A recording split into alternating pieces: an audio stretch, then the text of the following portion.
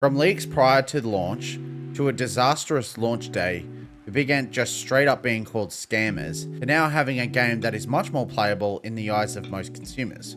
It's no mystery that Rugby League 26 had a rough start. So it makes you wonder, why did it take 2 weeks for the game to feel more finished than it did on day one? People are still scratching their heads on those, plus other questions like, why are there different or even missing sponsors on jerseys? Why are player stats so off? And why do players look so weird? Honestly, I'm bringing this up because everyone's so quick to point fingers at Big Ant Studios, and especially Ross. For those who don't know, Ross is the CEO. I get that Ross's sarcastic and blunt tweets and tone can come off as rude to customers and can be offensive to people. But sometimes his attitude can come off as understanding if you look at some of the tweets he responds to. While some tweets could have been handled better, many are overly negative towards Big Ant Studios, its employees, and Ross himself.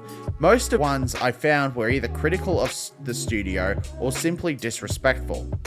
In such situations, bluntness and directness should be the least of anyone's worries. He makes no apology for defending his staff, which is something a boss should do. It doesn't help the other side of this argument that have a good chunk of the comments he responds to, well, they get deleted. But a good chunk of the people in the community, let's be real, nobody bothered to actually look into their side of the story, which has led to people demanding refunds and even calling the game a complete calculated scam. And personally, I think that's a little too far. Hey yo, and welcome back to my channel. For those who don't know who I am, because I'm assuming that I'm gonna get a chunk of people who don't know who I am, my name is Matt, or often known as Matt Galaxsi and Galaxsi Footy. I run two YouTube channels, Matt Galaxsi, a gaming focused channel, and this channel, Galaxsi Footy, where I focus on Rugby League gaming content, and I even expand into some other games, including Big Ant games. And before I start this video, I am just gonna outright say that I make no apology in defending this studio. Because honestly, though, I do agree that some of the blame does need to sit with Big Ant Studios, a majority of the opinions that are circulating online, they're failing to actually see the bigger picture. And that's kind of what I want to open up today and actually tell Big Ant's side of the story. Today, I'm here to spill the beans on Big Ant's and Ross's perspective, answering questions people might have about the development of the game and the secrets behind its strange and disappointing launch, and why it might be different from the traditional way game studios release their games. So let's dive in, shall we? On July 17th of 2025, Big Ant released Rugby League 26 to a clear public backlash. The game was riddled with bugs, missing content, most notably the New South Wales Cup and various of other alternate jerseys, and felt indistinguishable from Rugby League Live 4. Stats were unbalanced, and customization options were limited. Xbox users initially couldn't even access the game, and once they did, it was unplayable.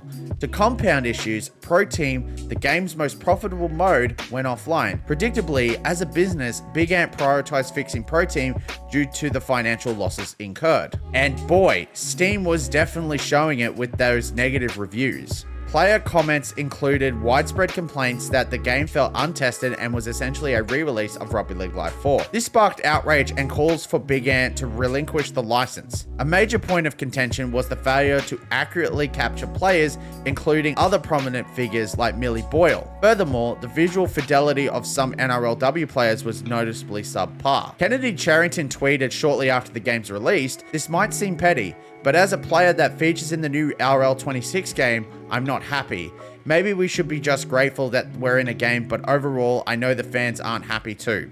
From the facial scans to the player ratings and even gameplay, nah." To Big Ant's credit, within a day, a patch was released that fixed a significant portion of the game, and upon the Pro Team rectification, we received $60 worth of Pro Team currency. To this day, development on the game continues, but by that point, the damage to Big Ant's reputation was already substantial. Ross, the CEO, while upfront and receptive to criticism, also demonstrated a non-nonsense attitude. He endured slurs from various directions, alleged death threats, and even threats of legal action. Some individuals took the situation too far and even created outright accounts just to put the game down. And again, it doesn't get stated enough.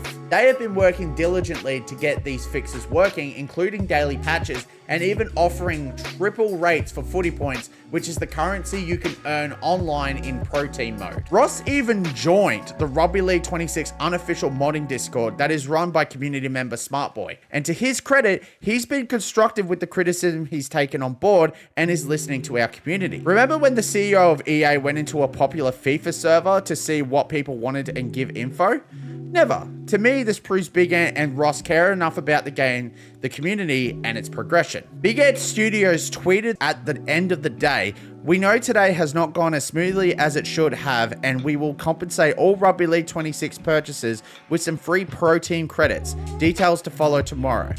There have been overwhelming demand that also may have caused service issues, and for that, we cannot apologize enough." To me, that's taking accountability. We appreciate your patience. Tomorrow, every Rugby League 26 purchaser will receive protein currency that is valued at $59.95, 24,000 protein credits. Gameplay updates roll out tonight on all platforms. Patch notes coming tomorrow. And one of the first messages I actually saw from Ross when he actually joined these Discord servers, "We've got a lot of work to do to regain the trust and faith. We're working 24/7 to get there, and there is always a lot more things than meets the eye." I actually also want to kind of comment something that Ross did shortly before the game's release. Before the game's release, a live stream of the game garnered significant negative attention from those who dislike it, leading to negative comments and harassment directed at both Big Ant and Ross. Even the streamer that was doing it, who was a little kid, man. As an apology for these negative comments, Ross reached out to make sure he was okay and sent him some protein credits for all the negative comments. Quite honestly, I can attest there were a lot of negative comments in that stream. And I will say this, Ross is only naturally interested in criticism and suggestions from people who are actually showing interest and want the game to succeed, rather than individuals who are simply just out there to express negativity. Now we're going to get into what my friend Odd1X likes to call the meat and potatoes of this video. These Discord messages posted by Ross from Big Ant Studios himself are direct evidence straight from the source. For those who might be skeptical, these messages originate from two easily discoverable Discord servers. Any variation in color simply indicates a change. A Rugby League 26 Discord that is run by a RL26 guy. I'm not entirely sure on his name. Sorry, I haven't had too much interaction with him. And Smart Boy's Discord server for Rugby League modding. For those who actually might be skeptical of this, I can confirm that this is actually Ross talking. So if you're wondering about the variation of colors in some of these messages, it's because of the Discord servers themselves. If it's green, it's come from the Rugby League 26 Discord. If it's red, it comes from the Rugby League unofficial modding Discord that we've been working on. The following info that I'm about to go through are coming from these Discord servers, and I'm just going to be straight up with you. It may not be 100% true, but the thing is that you're not actually going to know what exactly is the 100% truth unless you either work at Big Ant Studios, the NRL, RLPA, any party involved in making this game. No one's gonna know, no matter how well they know it. Okay? So here we go. First of all, player likenesses. Big Ant utilized advanced photogrammetry rigs at various clubs to conduct sophisticated player scans for integration into their game. They do this for every single game, honestly. These setups typically involve a 360-degree array of DSL cameras, meticulously capturing players' facial features and hair.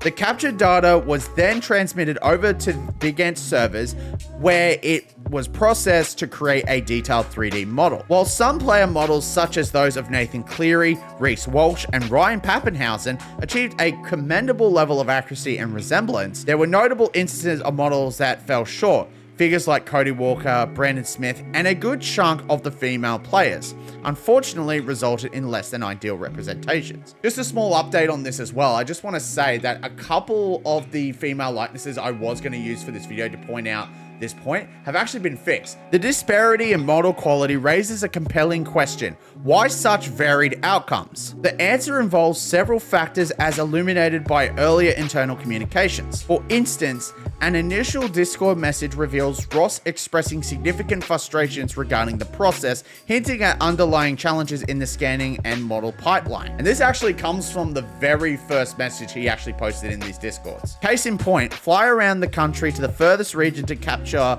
full photogrammetry of a woman team to only have 4 show up, then get bagged for not capturing them. It's a given that unforeseen circumstances such as illnesses or sponsorship commitments can prevent a player from appearing. Big Ant's contingency involved a phone application which, while functional, didn't quite live up to the world-class accuracy that some had touted. Ross even said that suggests they use iPhone with our app because it's better than nothing. Then people say we did them all that way. And the ones in question haven't even bothered to use the app.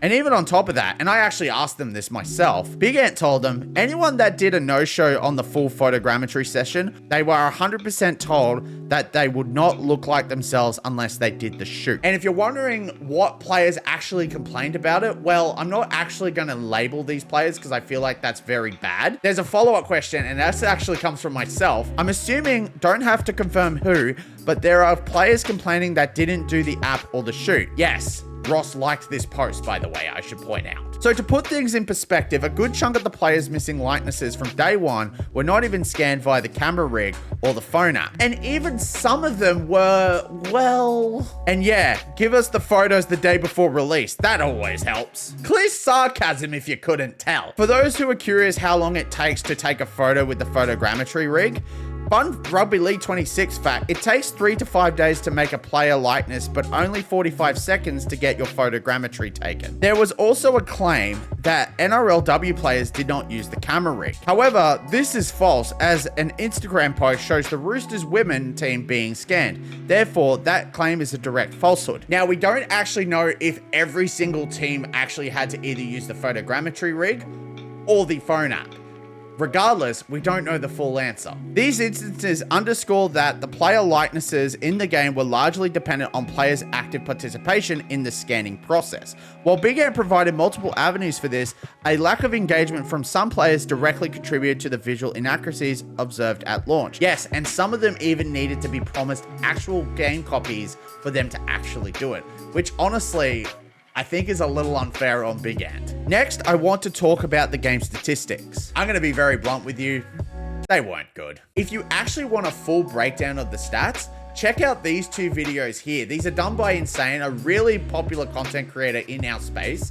And quite honestly, the detail he goes into is definitely realistic. Now, these have actually been fixed at this point, but honestly, I just want to highlight some stuff and how these are actually decided. The intention, I believe, was to rectify this statistic and release the fix before the major patch that introduced all the new animations, including the 360-degree sidestep. Ross also commented on this, not on Discord, but on X. We're working on stats with the NRL and Super League. There will be changes. Initially, the statistics seemed somewhat acceptable, or at least better than what followed. However, their second attempt was significantly worse. As seen in Insane's second video, they arbitrarily assigned 90+ overall ratings to players who clearly didn't merit them. Here are some examples of the questionable ratings. Herbie Farnworth, 93. Daly Cherry Evans, 92. David Fafita, who's barely played all year, 92. And probably, in my opinion, the worst of all, Lachlan Galvin, a 90. Why? Furthermore, a closer examination of individual player stats revealed inconsistencies. For instance, both Payne Haas and Reece Walsh, both Broncos players, inexplicably shared the same top speed rating, and many forwards were given unrealistic speed attributes. This led to absurd situations where faster wingers and fullbacks were being caught by much slower players like Adam Fanua-Blake. These discrepancies highlight a significant lack of attention to detail and a fundamental misunderstanding of player attributes. Since then, Big Ant have addressed this, and forwards now feel much slower, positions based on speed stat, etc. A prop 90 equivalent is to a winger's 40 example. While it still needs refinement, this is a significant improvement over the release version on day one. The player and team stats are not determined by Big Ant, however, but actually the competitions themselves. I'm referring to both the NRL and Super League. So this was not all Big Ant's fault. However, I do believe Big Ant or one of their employees should have intervened very quickly. To put it simply though, Big Ant does not currently control player and team statistics. This might be due to the terms of their agreement to create the actual game. We won't know the answer for some time, and yeah, this is actually becoming a running theme. Let's now move on to the RLPA involvement, because this one's quite interesting. The Rugby League Players Association, or RLPA as most people call it, is the official union that represents and advocates for the rights and welfare of professional rugby league players in Australia.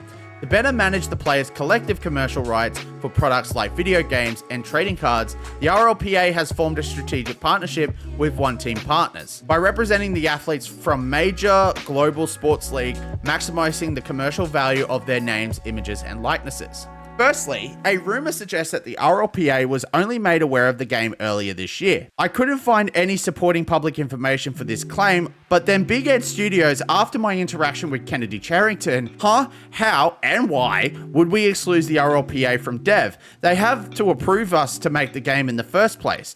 First I heard there was an issue was after launch. I actually responded to him.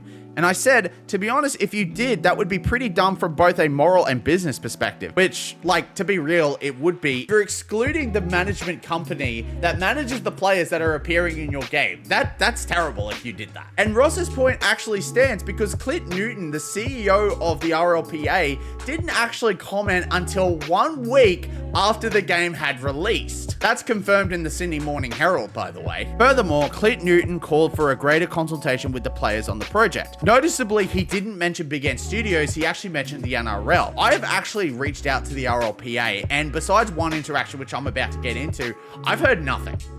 Just being straight up. He also follows up with, at no time we would want to piss players off. Makes no sense, but neither should we just take the nonsense from them and allow them to kick the crap out of our team. A team of talented artists that have done their best to make anyone that sat in the photogrammetry chair look good. And what do you expect when the game developers basically have to pull off last minute requests from stakeholders and dedicate all their time and resources to ensuring the game is in a playable state by its release date, just 2 weeks before? We're actually going to get to this, honestly. And in the next part, I'm actually going to talk about my interactions with Kennedy Charrington because there's a fair bit I actually need to get off my chest in regards to this. But there's a lot of points that link together between these topics in the actual discussion. Are you ready to see what I actually believe is the biggest revelation in all of this? Once you grasp this, I believe you will understand why I'm defending Big End. The game wasn't actually supposed to come out in July.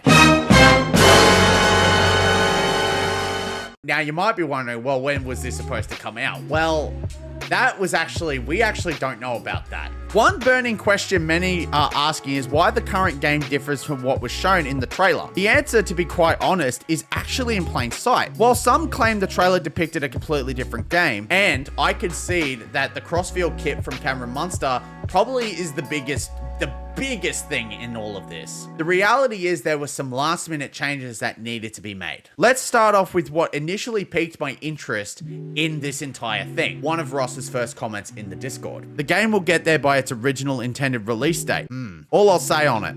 If it doesn't, roast me. I deserve it. Clip that for later. You might be wondering, as I did, when this game was actually slated for release. I found a link to Kennedy Charrington on X. It wasn't supposed to drop till November, so why rush? Ross later confirmed that the game wasn't intended for November, thus actually disproving Kennedy's point. And from his perspective, what he says about that is actually valid.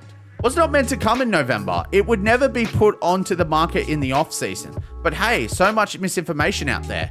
At least everyone involved knows we're not leaking anything, as nearly everyone said it is off the mark by miles. So when was this game actually supposed to come out? A lot of people said it was supposed to come out in September. A lot of sources saying it was October, but we don't actually know. Again, you need to be behind the doors of Big End Studios to actually know this. So what you're seeing online, unless it's a Big End employee like Ross or someone that publicly denotes that they do work at Big End Studios, you're not gonna know. However, I am more inclined from a business perspective to believe Ross. Why would you release a game that is currently off season where people are either focusing on another sport at the time? To be fair, I know what he's talking about. It seems there was a push for the game to be released sooner, which given its state wouldn't be surprising. I actually attempted to contact Kennedy Charrington about this, but privately I had no response. Publicly, on the other hand, I had something really immature happen. Let's just say Kennedy kept using this 8 years excuse that we're going to get into in a moment. And quite honestly, apparently she was one of the people that did complain, but if you look at her now, she looks absolutely fine. give or take, but definitely not terrible. I understand my tweet may have come off a bit blunt, but honestly, if you saw the entire thread, you can kind of understand my bluntness towards the situation. A lot of people seem to believe, by the way, that this game took 8 years to actually make, and I'm just gonna outright tell you, that is not the case at all. Before Rugby League 26, Big Ed's former parent or publishing company, True Blue Entertainment, held the license and significantly restricted what Big Ant could do. There was only a single update for Rugby League Live 4, and that was it. Ross even confirmed in an interview on radio that it wasn't on the table.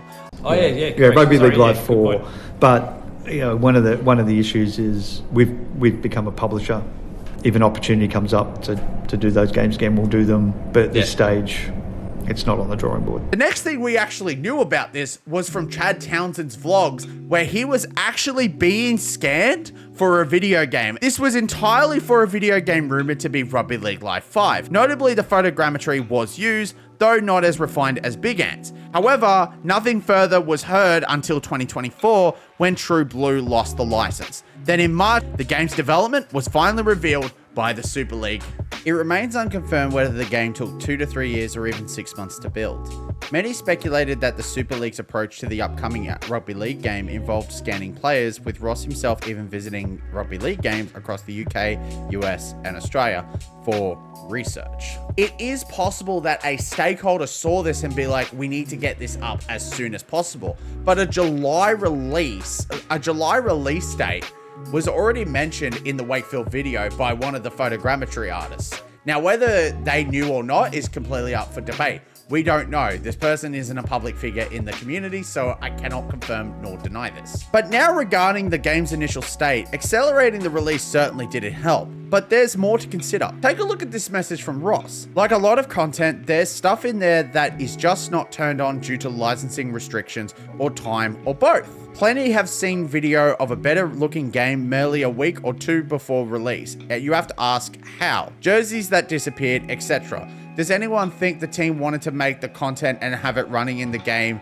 then have to scramble to remove it? Bulldog sponsor anyone? The phrasing suggests that the individual with the license control was responsible for the game's state. I cannot name a source, but I actually have a source confirming that this is actually the case. Further evidence can be found on the back of the Rugby League 26 cover. Keep in mind that the case was made 2 to 3 months before the game's actual release. Did you notice what I'm referring to? That's right. Check out that Bulldogs jersey.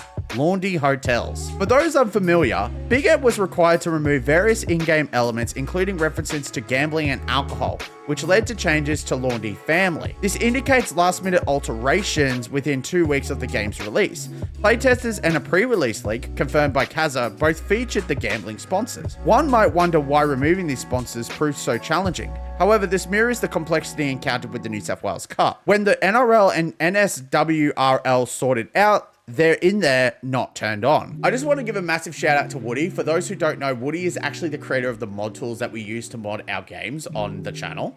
And honestly, when the blob set, which is the let's say the source of where Big Ant keep all of their assets, was actually ripped, we actually found New South Wales Cup jerseys. And they were actually in the code. This proves that there were last minute changes because obviously they didn't have time to remove the actual assets from the game. This is incredibly dangerous, especially so close to release, unless it's just for polishing, and as a software developer myself, I know this is a fact. As a result, Big Ant had to scramble to remove content that wasn't supposed to be in there. They were severely limited on time for testing and ensuring these last minute changes didn't break the game, and unfortunately, they didn't do enough. But honestly, how could they with the amount of time that they actually had with this? So shout out to Kazza, who actually attended the playtest session a couple weeks before the release. He actually got some information about this. Updates regarding the release of Rugby League 26 that everyone needs to know regarding how the release went. In the final weeks before Rugby League 26 launched, the NRL made several last minute changes that had big impact on development. All gambling and alcohol sponsors and ads had to be removed. Every uniform had to be resubmitted for approval. New South Wales Cup was pulled entirely. Points 1 and 2 were especially rough on the art team. It takes around 4 hours just to render out each kit. As for the New South Wales Cup, it was so deeply baked into the game system that fully removing it would have caused major issues. This offers further proof of the significant last minute changes the game underwent. Ross further confirms this and says, Honestly, behind the scenes, there is still a lot going on. Last minute apparel changes, etc. See NRL re-release of the trailer, for example. We will be hitting the ground running at 9 a.m. 17th of July, needing every minute. Honestly, part of me tells me that actually confirms that they knew this release was going to go dog shit. I think Big Ant actually knew this was coming. Anyway, got to get back to it. The truth is there if you look. We want the game back to what it was before we had the last minute Frankensteiner. We will get there. I just want to highlight something he says here. The truth is there if you look. And that's why this video exists. Here's another shot of the live stream. Again, a massive shout out to Mark Dole on Twitter. You can see that Laundry Hotels was in fact in there. And if you look through the gameplay of it as well, you'll actually notice that there are still gambling sponsors in that game. And actually seeing that stream, so the version that the person was actually streaming was actually the disc version. And obviously the disc version wasn't fantastic because there were glitches, no commentary and all that stuff. If you're telling me that the gambling sponsors was actually in that base build, that kind of tells me that the decision to remove those came between the date that the disc was printed to the release date itself. So quite honestly, I'm kind of more inclined to believe that there were last minute changes. And I also want to point out, if you're wondering why Ross and Big Ant did not push back on the releases, well, the game is licensed. We do not have freedom to do as we please or let you do as you please. The licensing thing around this is absolutely nuts. I can't really go into too much detail about it because honestly, we'd be here for hours. But basically, they can't do what they want with the game. Big Ant's control over the game content is limited because of the licensees. That means the NRL, NACON, and even the Super League. Now, actually, NACON's kind of debatable, but I'm going to definitely say the NRL and Super League. Their current agreement with NACON offers more freedom compared to the past with True Blue, who monopolized the license and publishing. If Big Ant doesn't comply with the licensee's demand, funding can be pulled or the game can become unsellable. To simply put it, it's business and their hands are tied. Personal corporate change. You gotta love it. So honestly, I actually have a personal theory that I'd like to share with you. I think it was the NRL. And the reason I say that is it's actually on record, and this is from the playtest group, and again, thank you, Kazza, for telling us this, that the Super League was much easier to work with than the NRL. So the fact that the NRL brought in last minute changes kind of doesn't surprise me. So because of the NRL's last minute changes, this shifted the team's focus from essential game testing and launch readiness to ensuring compliance to avoid legal repercussions. It's clear that the NRL holds significant creative control over Rugby League 26, and every single time a change is needed from Big Ant, they are required to approve it. So I now know what you're thinking. You might be blaming the NRL for the rush timeline. But there's more to it. While you might blame the NRL for rushing the game, this issue is likely a common in the sports and gaming industry. I can almost guarantee you that Big Ant has faced this before. One big evidence is the AFL 23 release, which had similar problems: missing features, a buggy career mode, stadium construction bugs, and an unavailable pro team. A deeper investigation would likely reveal more inconsistencies. Perhaps someone in the AFL community will see this video and examine this further.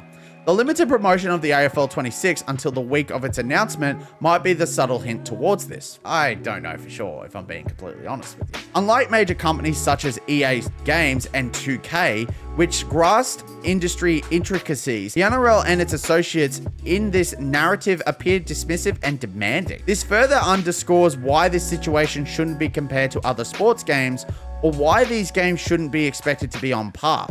To us, it demonstrates the limited options Big Ant truly had. While they bore the full blame, those truly responsible received little to no accountability. Yes, Big Ant made missteps, and some of Ross's comments alienated people, but it's challenging to recover when the foundation collapses so close to launch.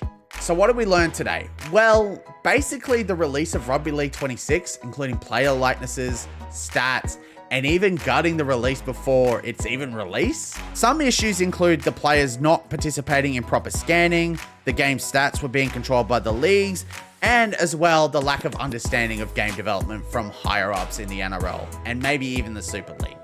Crucially, the game was rushed out earlier than anticipated for a July launch, and the last-minute mandates from the licensees, including the NRL, forced Big Ant to remove a significant content like gambling sponsors and the New South Wales Cup, just a couple weeks before. This content reveals that Big Ant's hands were largely tied by corporate agreements and the need to meet impossible deadlines, explaining the game's initial state on release. While fan frustration is understandable, a deeper look shows that Big Ant has been actively working to fix these issues, taking constructive criticism on board and releasing daily patches. The situation highlights the complexity of game development under licenses and the pressure of developers face from internal stakeholders. If you want my honest final thoughts of this, and this is kind of why I did this video, people don't know the full story.